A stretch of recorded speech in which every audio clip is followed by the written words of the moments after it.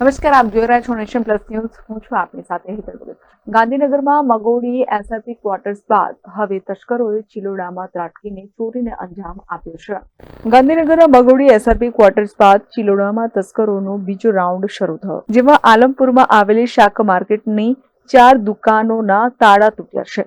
ત્યારે હવે આ તસ્કરોને ચિલોડા પોલીસનો કોઈ જ ખોફ નથી રહ્યો તે રીતને ચોરીને અંજામ આપી રહ્યા છે, જેમાં એક દુકાનમાંથી 1500 જેટલી રકમની ચોરી કરી તસ્કરો ફરાર થયા છે, જે સમગ્ર ઘટનાના સીસીટીવી ફૂટેજ સામે આવ્યા છે. સ્થાનિક પોલીસના રાત્રિ પેટ્રોલિંગની પોલ હવે ખુલ્લી થઈ છે.